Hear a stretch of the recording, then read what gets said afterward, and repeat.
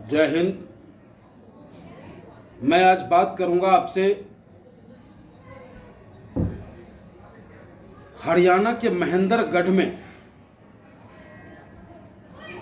किस तरीके से प्राइवेट स्कूल अपनी मनमानी करता है। प्राइवेट स्कूल की मनमर्जी से स्कूल चलता है, उसके लिए कोई कानून नहीं है, उसके लिए कहीं कोई प्रतिबंध नहीं है। ईद के दिन जबकि राष्ट्रीय छुट्टी है, वो नेशनल हॉलीडे है, उस राष्ट्रीय छुट्टी के अवसर पर भी हरियाणा में महेंद्रगढ़ के एक प्राइवेट स्कूल ने स्कूल खोला। उस स्कूल में जो बस बच्चों को लेकर स्कूल तक पहुंचाने का कार्य करता है, उस बस ड्राइवर की लापरवाही और प्रिंसिपल की अनदेखी का नतीजा रहा कि आज 6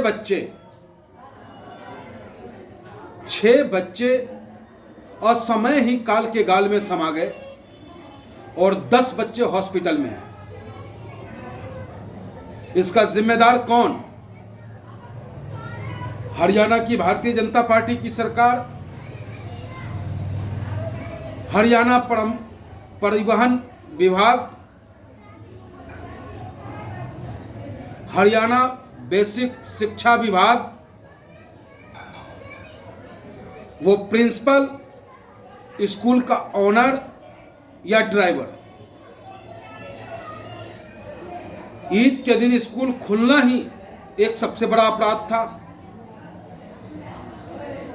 और उसमें भी एक अपराध कि वो ड्राइवर जो वाहन चालक था वो ड्रिंक में था, ओवर ड्रिंक कर रखा था, जिसे अभिभावकों ने रोका, उससे चाबी छीन ली।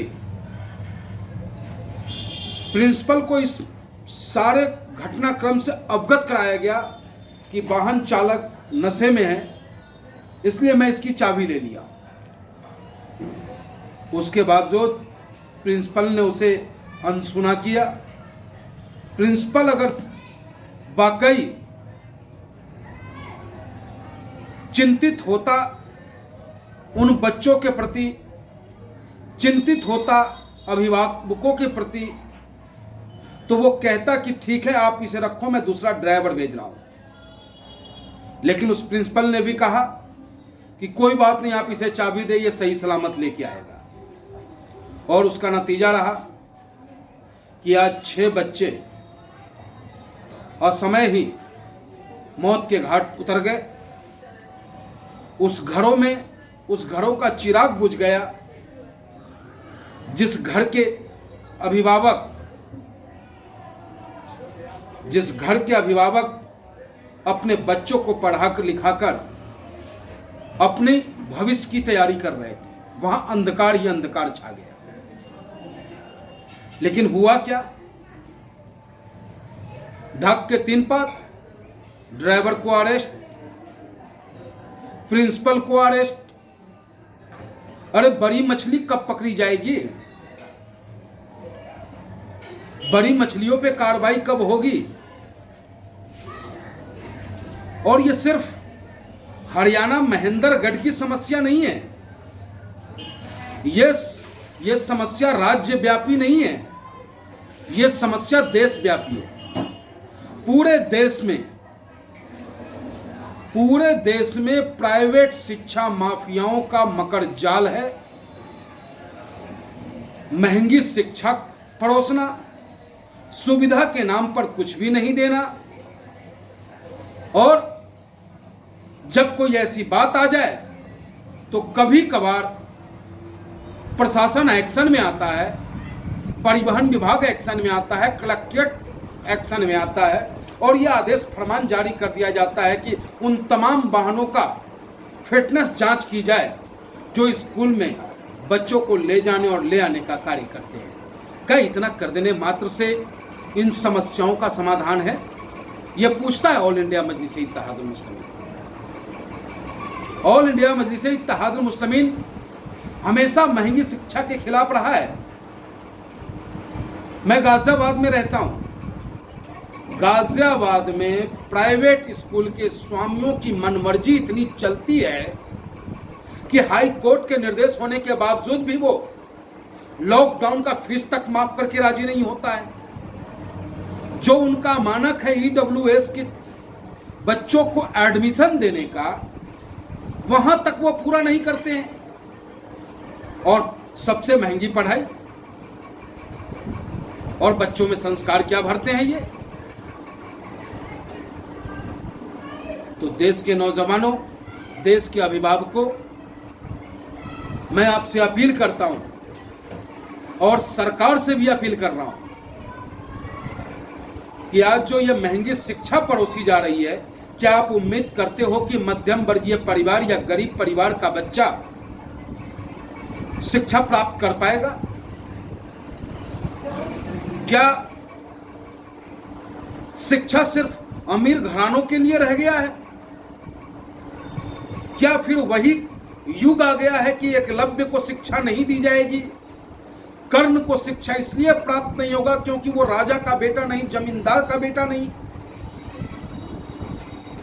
तो अगर वो युग लाने का प्रयास किया जा रहा है सरकार के द्वारा, तो उसका पुरजोर विरोध ऑल इंडिया मजलिस-ए इत्तेहादुल मुस्लिमीन करता है। ऑल इंडिया मजलिस-ए इत्तेहादुल मुस्लिमीन सरकार से मांग करता है कि ऐ सरकार, शिक्षा हम हिंदुस्तानियों का मूल अधिकार है। जो सरकारी विद्यालय हैं उन्हें बेहतर किया जाए, उसकी रख रखाव की व्यवस्था की जाए। आज जो भी विद्यालय हैं, दिल्ली को छोड़कर आप कहीं भी चले जाएं, प्राइमरी से लेकर के मिडिल क्लास तक के बच्चों को अपने घर से बैठने के लिए आसन लेके जाना पड़ता है। बैठने तक की व्यवस्था नहीं है। मिड डे मील के नाम पर लूट मची हुई है। तो क्या वो बच्चे पढ़ पाएंगे? क्या वो बच्चे कंपटीशन कर पाएंगे? और जो सरकारी शिक्षक हैं, साल के 365 दिनों में लगभग 200 दिन वो अपने शिक्षण पठन पाठन के कार्य को छोड़कर सरकार के द्वारा एक्स्ट्रा वर्क दिए जाने का कार्य करने का काम करते हैं। कभी पोलियो पिलाने का, कभी जनगणना करने का, न जाने क्या क्या आता है। और उसको जो है उसमें उस मास्टर को लगा दिया जाता है, जो मास्टर गरीब बच्चों के भविष्य को बनाने की जिनके ऊपर जिम्मेदारी है। तो आखिर गरीब बच्चों को पढ़ाएगा कौन? और प्राइवेट स्कूल, जो नेशनल हॉलीडे हो उस दिन भी वो खुलेगा, उस दिन भी वो बच्चों को ढोएगा शराब पी करके और बच्चों की हत्या होगी। और फिर ढाक के 3 पात कि जी फिटनेस की जांच होगी।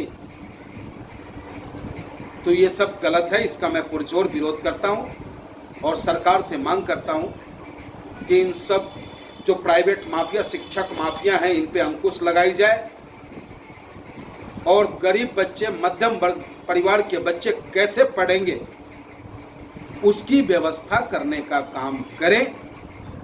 अन्यथा वो दिन दूर नहीं है मेरे हिंदुस्तानी भाइयों कि अपने हिंदुस्तान में अशिक्षितों की बाढ़ सी आ जाएगी। और अशिक्षा जहां होता है वो अशिक्षित व्यक्ति पशु समान होता है, जानवर के समान होता है। शिक्षा का होना बहुत ज़रूरी है। इसलिए आप हिंदुस्तानियों से भी अपील है कि जमकर इस वीडियो को वायरल करें, जम करके इस सरकार तक हमारी आवाज़ को पहुंचाएं और आप लोग भी अपने अपने तरीके से सरकार से मांग करें।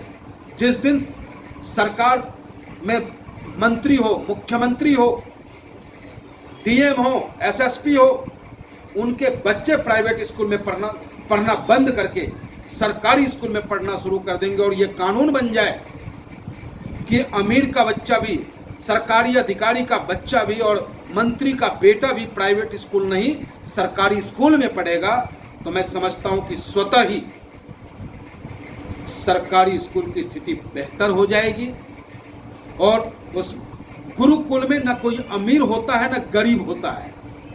उस वक्त भी एक गुरुकुल था, जिस गुरुकुल में गरीब सुदामा भी पढ़ा करता था और भगवान श्री कृष्ण भी पढ़ा करते थे। तो वैसी व्यवस्था होनी चाहिए।